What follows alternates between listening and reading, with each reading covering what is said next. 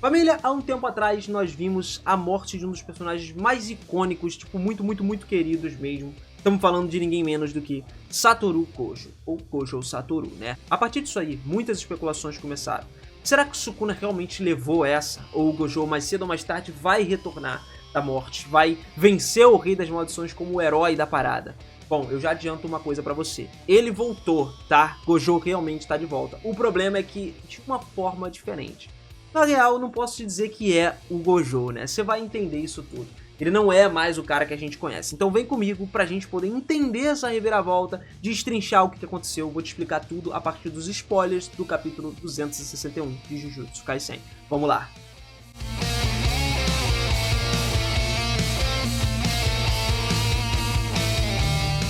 Fala, seus otakus! Beleza? Eu sou o Minas e sejam muito bem-vindos a mais um videozão aqui do canal. E olha só, galera, não tinha como a gente não falar, eu não podia simplesmente escapar disso daqui. É uma coisa que, mano, gerou muitos burburinhos em todos os lugares, a gente tá comentando disso. Quem tá acompanhando sabe como as coisas são. Por mais que eu tô um tempinho sem falar de Jujutsu, né, a gente volta com uma das notícias mais bombásticas de todos. O vazamento do capítulo 261 do mangá de Jujutsu Kaisen. Faltando dias pro lançamento oficial. Essa bomba da volta do Gojo, cara, tá na boca do povo. Todo mundo falando. Principalmente depois do final do capítulo 260. Bom, dando aquela recapitulada, o capítulo 260 de Jujutsu Kaisen, a maior parte do capítulo foi o trabalho de equipe do Itadori e do Todou lá pra poder derrotar o Sukuna. Tanto que teve aquele esquema do Todou conseguir evoluir as habilidades dele lá, do Boogie Woogie e tudo mais. E aí o Sukuna já tava tomando um pauzinho, né?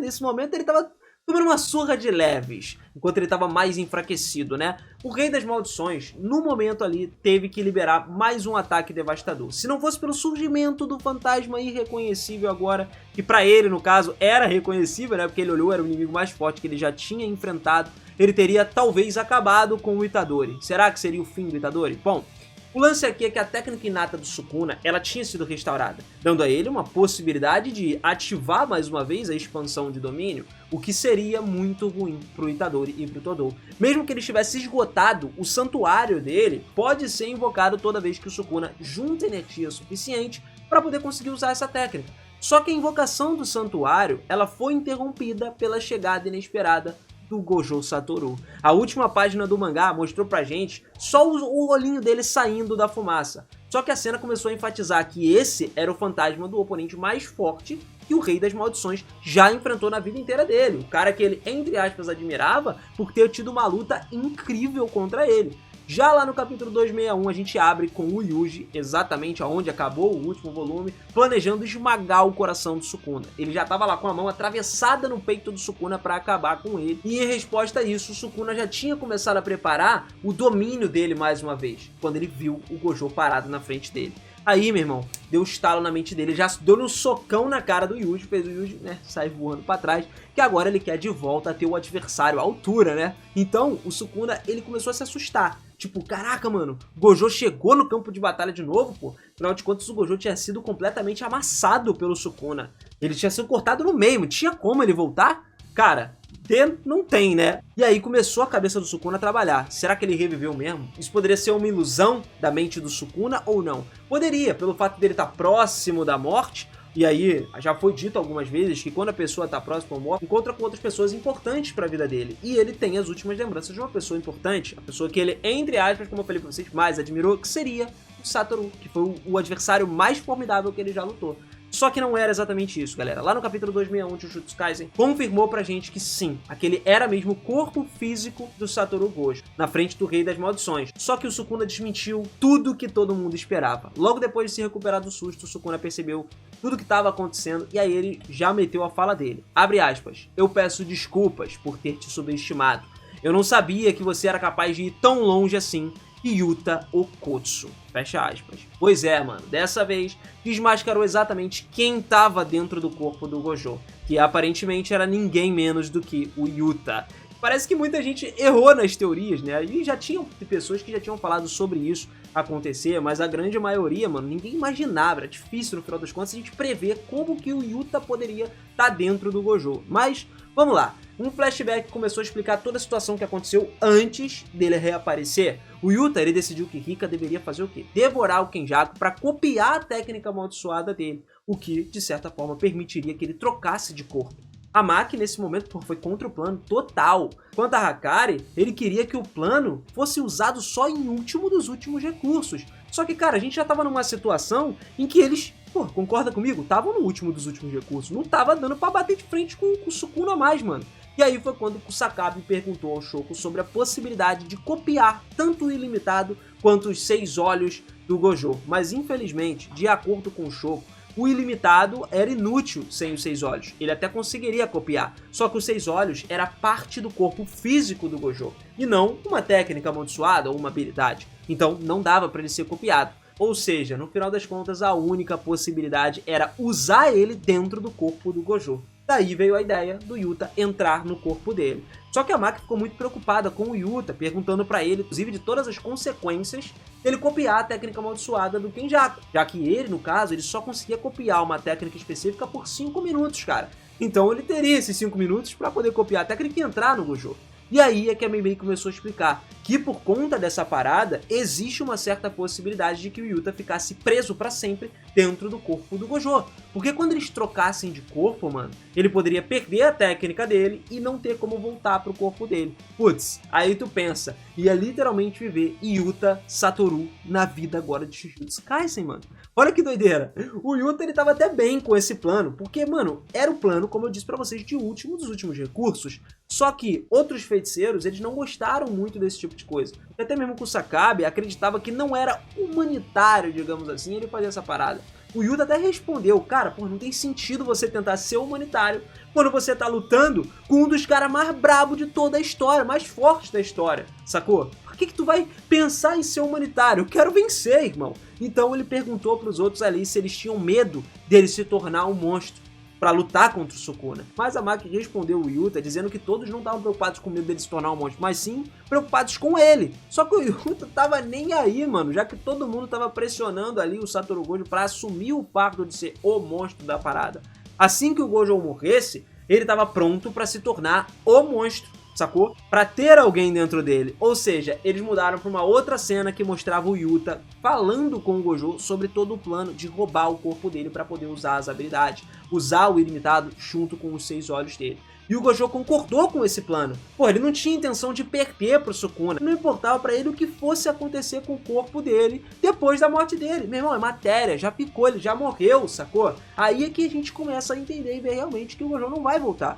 Tanto que o Yuta e o Gojo começaram a discutir sobre a descendência, para ver se tinha alguma coligação a partir daí.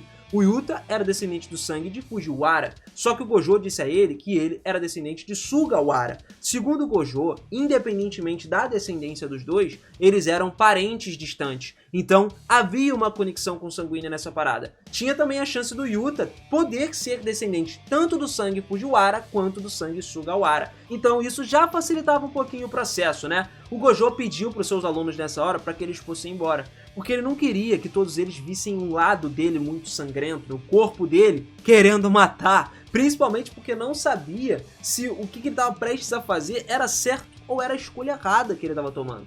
Então ele disse pro Yuta que se ele perdesse pro Sukuna e todos os outros feiticeiros mais velhos morressem, Yoshinobu ia ficar no topo da sede de Jujutsu. Se isso acontecesse, não teria mais caos como um incidente lá do pós-Shibuya, né? Logo depois, o Yuta pediu ao Gojo para não se tornar um monstro sozinho, porque ele estava junto com o Gojo agora para fazer a coisa acontecer. Novamente, então, a gente muda de cena, enquanto a Mai, amigo do Yuji, podia ser visto explicando a técnica amaldiçoada dele. Ele podia amplificar o açúcar dentro de si e produzir ele de alguma forma, né, mais. E quando observaram o Shoko, adicionou a Mai também para a equipe médica junto com o Nita para poder usar ele de apoio, né? Ele poderia fornecer um pouco mais de açúcar ao próprio cérebro usando uma tomografia computadorizada. Novamente, mudando de cena agora, quando o Yuta foi cortado ao meio lá, por conta do golpe do Sukuna, né? Por isso, ele foi levado às pressas para a enfermaria médica. Felizmente, Arata usou sua técnica amaldiçoada a tempo para evitar que os ferimentos do Yuta começassem a piorar ou que ele morresse por conta disso.